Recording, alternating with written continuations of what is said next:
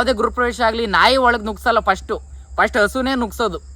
ನೈಸರ್ಗಿಕವಾಗಿ ಓಡಾಡ್ಕೊಂಡು ಬಂದು ಅವಕ್ಕೆ ಎಷ್ಟು ಬೇಕೋ ಅಷ್ಟು ತಿಂದ್ರು ಕನಿಷ್ಠ 4 ಲೀಟರ್ ಹಾಲು ಕೊಡ್ತೀವಿ. ರಾಜಸ್ಥಾನಲ್ಲಿ ನೋಡ್ಬೋದು ನೀವು, ತರಕಾರಿ ಬೆಳೆದಕ್ಕಿಂತ ಹಾಲು ತುಪ್ಪನೇ ಲೀಟರ್ ಗಟ್ಟಲೆ ಕುಡಿ. ಗಿರ್ರು, ಕಿಲ್ಲಾರಿ, ಕಾಂಕ್ರೇಜು, ಮಲ್ನಾಡ್ ಗಿಡ ಯಾವುದೇ ಆಗಲಿ ಒಟ್ಟಿನಲ್ಲಿ ಭುಜ ಇರಬೇಕು ಹಸುಗೆ.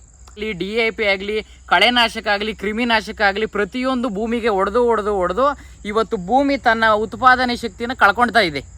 ಜೊತೆಗೆ ನಾವು ತಿಂತಕ್ಕಂಥ ಆಹಾರ ಆಗಿರ್ಬೋದು, ಈಗ ಇಷ್ಟು ದಿನ ರಾಗಿ ಮತ್ತು ಹುರುಳಿಕಾಳು ಇವೆರಡಕ್ಕೆ ನಾನು ಕಂಡಂಗೆ ಔಷಧಿ ಹೊಡಿತಾ ಇರಲಿಲ್ಲ. ಈಗ ಈಗ 2-3 ರಾಗಿಗೆ ಅಲ್ಲಿ ಔಷಧಿ ಹೊಡೆದು ಅದು ಬೆಳೀತಾ ಇದೆ, ಯೂರಿಯಾಗಿ ಬೆಳೀತಾ ಇದೆ. ಅದರಲ್ಲಿ ಏನಿದೆ ಶಕ್ತಿ? ಮತ್ತೆ ಆಚೆಯಿಂದ ದುಡ್ಡು ಕೊಡ್ತಾ ಇದ್ದೀರಿ. ಈಗ ಮನೆಗೊಂದು ಹಸು ಇದ್ರೆ ಸುಭಾಷ್ ಪಾಳೇಕರ್ ಅವರು ಹೇಳೋ ಪ್ರಕಾರ 20 ಎಕರೆಗೆ ನಾವು ಜೀವಾಮೃತ ಆಗಲಿ, ಇನ್ನು ಗೋಕೂಪಾಮೃತ ಆಗಲಿ, ಇನ್ನು ಮುಂತಾದ 10 ಕಲ್ಚರ್ಗಳನ್ನ ಮಾಡ್ಕೊಂಡು ನಾವು ಕೃಷಿ ಮಾಡ್ಬೋದು. ಯಾವುದೇ ಭೂಮಿ ಆಗಲಿ ಸಾವಯವವಾಗಿ ಇರಬೇಕು. ಯಾವುದೇ ನಾವು ಭೂಮಿಗೆ ರಾಸಾಯನಿಕ ಹಾಕಿದ್ರೆ ಎರೆಹುಳುಗಳ ಸಾವು ಜಾಸ್ತಿ ಆಗುತ್ತೆ. ಮತ್ತೆ ಭೂಮಿಯಲ್ಲಿ ಉತ್ಪಾದನೆ ಆಗ್ತಕ್ಕಂಥ ಸೂಕ್ಷ್ಮಾಣು ಜೀವಿಗಳು ತುಂಬಾ ಸಾವು ಹೋಗ್ತವೆ. ಕೋಳಿ ಏನೇ ಆಗಿರುತ್ತೆ 40 ದಿನಕ್ಕೆ ಬೆಳೆಯುತ್ತಲ್ಲ, ಆ 40 ದಿನಕ್ಕೆ ಇನ್ನೂ ಮರಿಯೋದು. ಇವನು ನಮ್ಮ ಸುಪ್ರೀತು ಇವತ್ತು ನಮ್ಮ ಕಾರಲ್ಲಿ ಡ್ರಾಪ್ ಕೇಳಿ ಬಂದ. ಮಾಗಡಿಯಿಂದ ಮುಂದೆ ಇಲ್ಲಿ ಗುಡ್ಡೆಮಾರ್ನಳ್ಳಿ ಗ್ರಾಮ. ಅವನ ಹತ್ರ ಮಾತಾಡ್ತಾ ಎಷ್ಟು ಖುಷಿ ಆಯ್ತು ಅಂದ್ರೆ ಅವ್ನ ಕೃಷಿ ಜ್ಞಾನ, ಸಾವಯವ ಕೃಷಿ, ನಾಟಿ ಹಸುಗಳ ಬಗ್ಗೆ ಒಂದು ಮಾತಾಡ್ದ ಇಷ್ಟು ಚಿಕ್ಕವನ ಹತ್ರ ನಾವು ತುಂಬಾ ಕಲಿಯೋದಿದೆ. ಮೂರ್ತಿ ಚಿಕ್ಕದಾದ್ರೂ ಕೀರ್ತಿ ದೊಡ್ಡದು ಅಂತೇಳಿ ತುಂಬಾ ಹೇಳ್ತಾನೆ ಅವನು. ಭಾರಿ ಖುಷಿ ಆಯ್ತು. ಈಗಿನ ಮಕ್ಕಳಲ್ಲೂ ಗೊತ್ತೇ ಇಲ್ಲ ಕೃಷಿ ಬಗ್ಗೆ. ಕೃಷಿ ಮಕ್ಕಳಿಗೆ ರೈತರು ಮಕ್ಕಳಿಗೆ ಕೃಷಿ ಬಗ್ಗೆನೇ ಗೊತ್ತಿಲ್ಲ ಅಂತದ್ದು. ಫಸ್ಟ್ PUC ಮುಗಿಸಿ ಈಗ ಸೆಕೆಂಡ್ PUCಗೆ ಹೋಗ್ತಿದ್ದಾನಂತೆ. ಒಳ್ಳೆ ಮಾರ್ಕ್ಸ್ ತೆಗ್ದಿದ್ದಾನೆ. ಮಾತು ಕೂಡ ಹಂಗೆ ಚೆನ್ನಾಗಿ ಮಾತಾಡ್ತಾನೆ. ತುಂಬಾ ತಿಳ್ಕೊಂಡಿದ್ದಾನೆ. ಅಣ್ಣ ಹೇಳಣ್ಣ, ಏನೇನ್ ಗೊತ್ತು ಹೇಳಣ್ಣ ನಿಮ್ಗೆ. ಪರಿಚಯ ಮಾಡ್ಕೊಳ್ಳೋಣ. ನಮಸ್ತೆ ಸಂದೀಪ್ ಸರ್. ನಮಸ್ಕಾರ ಸರ್. ನಾವು ಇಲ್ಲಿ ಗುಡೆಮರಳಿ ಗ್ರಾಮ. ಇದು ಸುಮಾರು 2 ಎಕರೆ 1 ಗುಂಟೆಯಷ್ಟು ವಿಸ್ತೀರ್ಣ ಪ್ರದೇಶ. ಇದರಲ್ಲಿ ನಾವು ಆದಷ್ಟು ನೈಸರ್ಗಿಕ ಕೃಷಿಯನ್ನ ಮಾಡ್ತಾ ಇದೀವಿ. Very good. ನೈಸರ್ಗಿಕ ಕೃಷಿಯಲ್ಲಿ ನಮ್ಮ ತೋಟದಲ್ಲಿ ಸೀಬೆ, ಸಪೋಟೊ, ಬಾಳೆ, ಪಪ್ಪಾಯ, ತೆಂಗು, ಅಡಿಕೆ, ಏಲಕ್ಕಿ, ಜೊತೆಗೆ ಹಲಸು, ಇನ್ನು ಮುಂತಾದ 10 ವೆರೈಟಿ ಬೆಳಿತಿದೀವಿ. ಮನೆಗೋಸ್ಕರ ಮನೆ ಬಳಕೆಗೆ ತರಕಾರಿ, ಸಣ್ಣ ಪುಟ್ಟ ಸೊಪ್ಪು ಇದೆಲ್ಲ ನಮ್ಮ ಪ್ರದೇಶದಲ್ಲಿ ಬೆಳಿತಾ ಇದೀವಿ. ಜೊತೆಗೆ ಮನೆಗೆ ಬೇಕಾದಂತ ಹಾಲು, ಮೊಟ್ಟೆ ಇದೆಲ್ಲ ನಮ್ಮ ತೋಟದಲ್ಲಿ ಉತ್ಪಾದನೆ ಮಾಡ್ಕೊಳ್ತಾ ಇದೀವಿ. ಯಾವುದೇ ಭೂಮಿ ಆಗ್ಲಿ ಸಾವಯವವಾಗಿ ಇರಬೇಕು. ಯಾವುದೇ ನಾವು ಭೂಮಿಗೆ ರಾಸಾಯನಿಕ ಹಾಕಿದ್ರೆ ಎರೆಹುಳುಗಳ ಸಾವು ಜಾಸ್ತಿ ಆಗುತ್ತೆ. ಮತ್ತೆ ಭೂಮಿಯಲ್ಲಿ ಉತ್ಪಾದನೆ ಆಗ್ತಕ್ಕಂಥ ಸೂಕ್ಷ್ಮಾಣು ಜೀವಿಗಳು ತುಂಬಾ ಸಾವು ಹೋಗ್ತವೆ. ಜೊತೆಗೆ ಇನ್ನೂ ಏನಂದ್ರೆ ನಮ್ಮ ರೈತರು ಬಹಳ ಇದು ಮಾಡ್ತಾರೆ. ಏನಂದ್ರೆ ನಮ್ಮ ಕಡೆನೂ ಸಾಧಾರಣ ಇತ್ತೀಚಿನ ವರ್ತಮಾನಗಳಲ್ಲಿ ಬೋರ್ವೆಲ್ ಆಗಿರ್ಬೋದು, ಎಲ್ಲರೂ ಈಗ 1 ಇಂಚ್ ನೀರು ಬಿತ್ತು ಅಂದ್ರೇನೆ ಟ್ರೆಂಚ್ ಹೊಡ್ಸು, ಅಡಿಕೆ ಗಿಡ ಹಾಕು ಅನ್ನೋ ಮನಸ್ಥಿತಿಗೆ ಬಂದ್ಬಿಟ್ಟಿದ್ದಾರೆ. ಅವರು ಅಡಿಕೆ ಗಿಡ ಹಾಕ್ತಿದ್ದಾರೆ. ಪ್ಲಸ್ ಈ ಥರ ಏನೇ ಆಗಲಿ, ಗರಿ ಆಗಲಿ ಅಥವಾ ಇನ್ನೊಂದಾಗಲಿ, ತೋಟದಲ್ಲಿ ಏನೇನು ಸಿಗುತ್ತೋ ಮೂಲಭೂತ ಸೌಕರ್ಯಗಳು, ಸಂಪತ್ತನ್ನು ಬಳಸ್ಕೊಳ್ದಲ್ಲೇ ಆಚೆಯಿಂದ ದುಡ್ಡು ಕೊಡ್ತಾ ಇದ್ದೀರಿ. ಈಗ ಮನೆಗೊಂದು ಹಸು ಇದ್ರೆ ಸುಭಾಷ್ ಪಾಳೇಕರ್ ಅವರು ಹೇಳೋ ಪ್ರಕಾರ 20 ಎಕರೆಗೆ ನಾವು ಜೀವಾಮೃತ ಆಗಲಿ ಅಥವಾ ಇನ್ನು ಗೋಕೂಪಾಮೃತ ಆಗಲಿ, ಇನ್ನು ಮುಂತಾದ 10 ಕಲ್ಚರ್ಗಳನ್ನ ಮಾಡ್ಕೊಂಡು ನಾವು ಕೃಷಿ ಮಾಡ್ಬೋದು. ಆದರೆ ನಮ್ಮ ರೈತರು ಏನು ಮಾಡ್ತಿದ್ದಾರೆ, ಯಾವುದೇ ಯೂರಿಯಾ ಆಗಲಿ, DAP ಆಗಲಿ, ಕಳೆನಾಶಕ ಆಗಲಿ, ಕ್ರಿಮಿನಾಶಕ ಆಗಲಿ, ಪ್ರತಿಯೊಂದು ಭೂಮಿಗೆ ಹೊಡೆದು ಇವತ್ತು ಭೂಮಿ ತನ್ನ ಉತ್ಪಾದನೆ ಶಕ್ತಿನ ಕಳ್ಕೊಳ್ತಾ ಇದೆ. ಜೊತೆಗೆ ನಾವು ತಿಂತಕ್ಕಂಥ ಆಹಾರ ಆಗಿರ್ಬೋದು, ಈಗ ಇಷ್ಟು ದಿನ ರಾಗಿ ಮತ್ತು ಹುರುಳಿಕಾಳು ಇವೆರಡಕ್ಕೆ ನಾನು ಕಂಡಂಗೆ ಔಷಧಿ ಹೊಡಿತಾ ಇರಲಿಲ್ಲ. ಈಗ 2-3 ವರ್ಷದಲ್ಲಿ ನೋಡಿದ್ರೆ ರಾಗಿಗೂ ಸಹ ಏನೋ ಔಷಧಿ ಹೊಡಿತಾ ಇದ್ದಾರೆ. ಈ ಡಾಕ್ಟರ್ ಹೇಳ್ತಾರೆ ರಾಗಿ ಮುದ್ದೆ ತಿನ್ನಪ್ಪ ಅಥವಾ ನೀನು ರಾಗಿಗೆ ಅಂಬ್ಲಿ ಕುಡಿಯಪ್ಪ ಅಂತ. ವಯಸ್ಸಾದವ್ರಿಗೆ ಏನೇ ಹೇಳಿ, ಈಗ ರಾಗಿಗೆ ಅಲ್ಲಿ ಔಷಧಿ ಹೊಡೆದು ಅದು ಬೆಳೀತಾ ಇದೆ, ಯೂರಿಯಾಗಿ ಬೆಳೀತಾ ಇದೆ. ಅದರಲ್ಲಿ ಏನಿದೆ ಶಕ್ತಿ? ಮತ್ತೆ ಈಗ ಹುರುಳಿಕಾಳು ಇರೋದ್ರಲ್ಲಿ ಯಾವುದೇ ಒಂದು ಔಷಧಿ ಸಹ ಏನು ಕೇಳ್ತಲ್ಲ.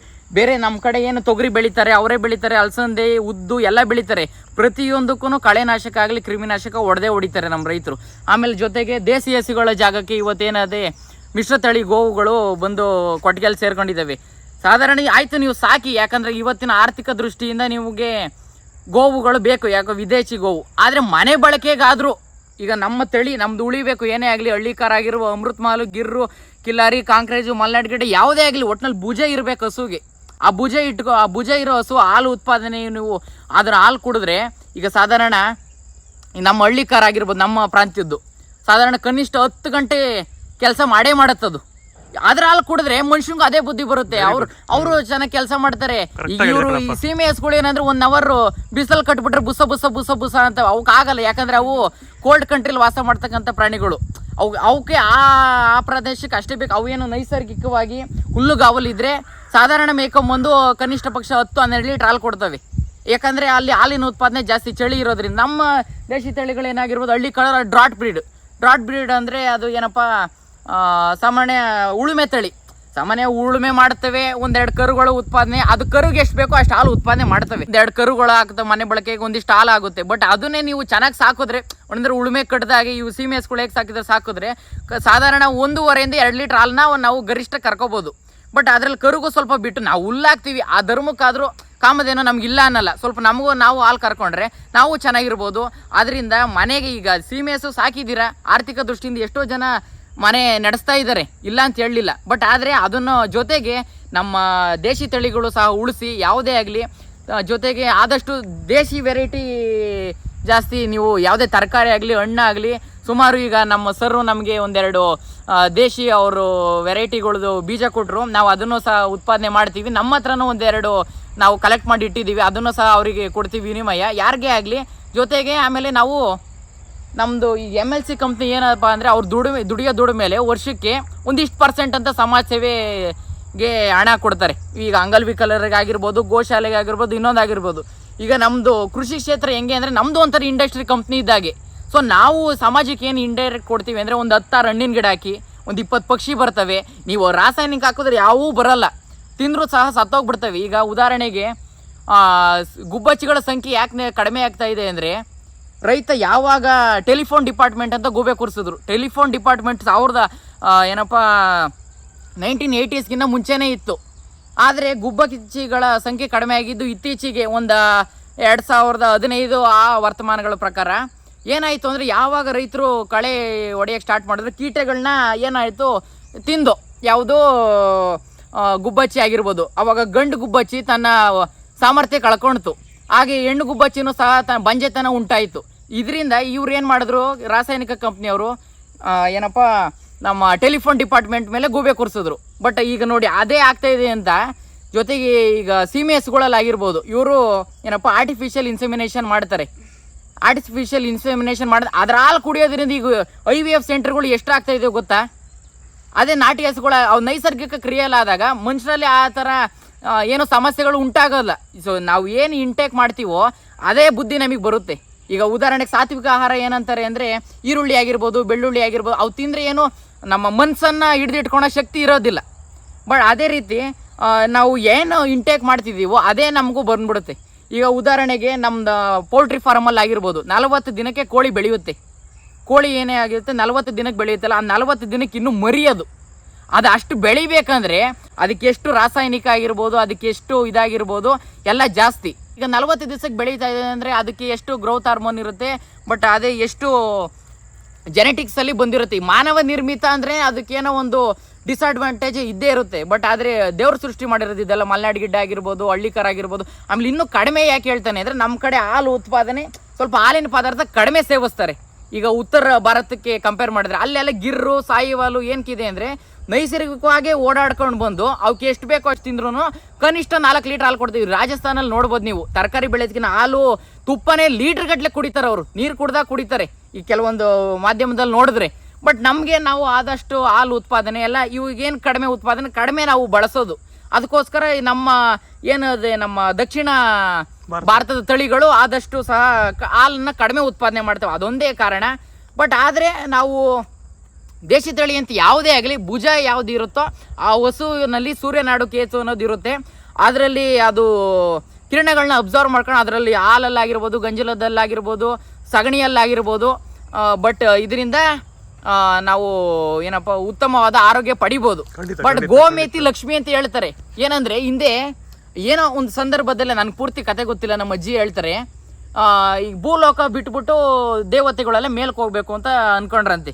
ಆವಾಗ ಅವ್ರು ಹೋಗ್ಬೇಕಾದ್ರೆ ಅವ್ರ ತನ ಇಲ್ಲಿ ಉಳಿಸೋಗ್ಬೇಕಲ್ಲ, ಜನ ನಮ್ಮನ್ನ ಈ ಥರ ಪೂಜೆ ಮಾಡಲಿ ಅಂತ ಅಂದ್ಕೊಂಡ್ರಂತೆ. ಕೊನೆಗೆ ಹೋದ್ರಂತೆ, ಎಲ್ಲಿ ಮೂಲೆ ಎಲ್ಲೋ ಹೋದ್ರಂತೆ, ಎಲ್ಲೋ ಅವ್ರಿಗೆ ಉತ್ತಮ ಸ್ಥಳ ಸಿಗಲಿಲ್ವಂತೆ. ಕಡೆಗೆ ನಂದಿ ಹತ್ರಕ್ಕೆ ಹೋದಾಗ, ಈಶ್ವರನ ವಾಹನ ನಂದಿ ಹತ್ರಕ್ಕೆ ಹೋದಾಗ ಕೇಳಿದ್ರಂತೆ, ನೋಡಿ ನನಗೆ ಒಂದು ಉತ್ತಮವಾದ ಜಾಗ ಕೊಡು ಅಂತ ಕೇಳಿದಾಗ, ನಾನು ನನ್ನ ಸರ್ವಸ್ವನೇ ಶಿವನ್ಗೆ ಅರ್ಪಿಸ್ಬಿಟ್ಟಿದ್ದೀನಿ. ಬಟ್ ಆದರೆ ಈಗ ಕಾಮಧೇನು ಒಬ್ಬಳೇ, ಅವಳ ಹತ್ರ ಹೋಗಿ ಜಾಗ ಕೇಳಿ ಅಂತ ಹೇಳಿದ್ರಂತೆ. ಆವಾಗ ಎಲ್ಲ ದೇವತೆಗಳು ಹೋಗಿ ಸೇರ್ಕೊಂಡ್ಬಿಟ್ಟಿದ್ವಂತೆ ಏನೋ ಕಾಮಧೇನು ಒಳಗೆ. ಕೊನೆಗೆ ಲಕ್ಷ್ಮಿ ಏನೋ ಕಾರಣದಿಂದ ಲಾಸ್ಟಲ್ಲಿ ಲೇಟಾಗಿ ಬಂದ್ಲಂತೆ. ಆವಾಗ ಅವಳಿಗೆ ಬರೀ ಸಗಣಿ ಹೋಗೋ ಜಾಗ ಸಿಕ್ತಂತೆ. ಆವಾಗ ಅಲ್ಲಿ ಸೇರ್ಕೊಂಡಿದ್ದು. ಈಗ ಅವತ್ತಿಂದ ನಾನು ಏನು ಅಲ್ಲಿ ಆಚೆಗೆ ಹೋಗ್ತೀನೋ ಅದೆಲ್ಲನೂ ಲಕ್ಷ್ಮಿ. ಅದಕ್ಕೆ ಗೋಮೇತಿ ಲಕ್ಷ್ಮಿ ಅಂತ ಹೇಳ್ತಾರೆ. ನಾವು ಯಾವುದೇ ಗೃಹ ಪ್ರವೇಶ ಆಗಲಿ ನಾಯಿ ಒಳಗೆ ನುಗ್ಸಲ್ಲ, ಫಸ್ಟ್ ಹಸುನೇ ನುಗ್ಸೋದು. ಬಟ್ ಆದ್ದರಿಂದ ನಮ್ಮ ಇವತ್ತು ಏನಿದೆ ಭಾರತೀಯ ಗೋ ತಳಿಗಳು ಅನ್ನೋದು ಭಾಳ ನಶಿಸಿ ಹೋಗ್ತಾ ಇದೆ. ಅದರಲ್ಲಿ ನಿಮ್ಮ ಕೈಲಾದ ಸೇವೆಗೆ ಈಗ ನಮ್ಮ ಸಮೀಪದ ಶಿವಗಂಗೆ ಸಮೀಪದ ಮೇಲಣಗವಿ ಮಠದ ತಪ್ಪಲಿನಲ್ಲಿ ಸುಮಾರು ಒಂದು 100ಕ್ಕೂ ಹೆಚ್ಚು ರಾಸುಗಳನ್ನ ಓಂಕಾರ ಗೋಶಾಲೆ ಅಂತ ಅವರು ಸಹ ಏನೋ ತಳಿ ನಾವು ಉಳಿಸ್ತಾ ಇದ್ದಾರೆ, ಜೊತೆ ಗೋ ಸೇವೆ ಮಾಡ್ತಾ ಇದ್ದಾರೆ. ನಾವು ಸಹ ವಿಸಿಟ್ ಮಾಡಿದ್ದೀವಿ. ಯಾಕಂದರೆ ನಮ್ಮ ಬಳಿನೂ ಒಂದು ಪುಟ್ಟ ಮಲೆನಾಡು ಗಿಡ್ಡ ಹಸು ಇದೆ. ಅದ್ರ ಕ್ರಾಸಿಂಗೋಸ್ಕರ ಅವರ ಒಂದು ಗೋಶಾಲೆಗೆ ಹೋದಾಗ ನಾವು ಅಲ್ಲಿ ನೋಡಿದು ಭಾಳ ಉತ್ತಮವಾದ ವ್ಯವಸ್ಥೆ ಇದೆ. ಬಟ್ ಆದ್ದರಿಂದ ಈಗ ಯಾರಾದರೂ ಈಗ ಹೋಗೋರಾದರೆ ಸ್ವಲ್ಪ ಅವ್ರಿಗೆ ಸೇವೆ ಮಾಡಿ. ಸ್ವಲ್ಪ ನೀವು ಬೆಂಗಳೂರಲ್ಲಿ ಇರ್ತೀರಾ, IT ಕಂಪ್ನಿಯಲ್ಲಿ ವರ್ಕ್ ಮಾಡ್ತಿರ್ತೀರಾ, ಅವ್ರಿಗೆ ಆಗಲ್ಲ, ನಿಮ್ಮ ಕೈಲಾದ ಸೇವೆ ಅಲ್ಲಿಗೆ ಸಲ್ಲಿಸಿ. ಬಟ್ ಅದರಿಂದ ನಿಮ್ಮ ಸ್ವಲ್ಪ ಗೋ ಸೇವೆ ಸ್ವಲ್ಪ ಫಲ ಬರುತ್ತೆ. ನೋಡಿದ್ರ ನಮ್ಮ ಸುಪ್ರೀತ್ ಎಷ್ಟು ಚೆನ್ನಾಗಿ ಮಾತಾಡ್ತಾನೆ, ಎಷ್ಟು ಕಾನ್ಫಿಡೆಂಟ್, ಅವ್ನ ಕಮ್ಯುನಿಕೇಶನ್ ವಾವ್. ಮತ್ತೆ ಎಷ್ಟು ಜ್ಞಾನ, ಅವ್ನು ಯಾವುದೋ ಪ್ರಿಪೇರ್ ಆಗಿ ಹೇಳಿರೋದಲ್ಲ, ಜಸ್ಟ್ ಈಗ ಬಂದಿದ್ದು ಆನ್ ದ ಸ್ಪಾಟ್ ಅವ್ನ ತಲೆನಲ್ಲಿ ಏನು ಜ್ಞಾನ ಇದೆ ಅದು ನಮ್ಗೆ ಹೇಳ್ತಿದ್ದಾನೆ ಅಷ್ಟೇ. ಭಾರಿ ಖುಷಿ ಆಗುತ್ತೆ.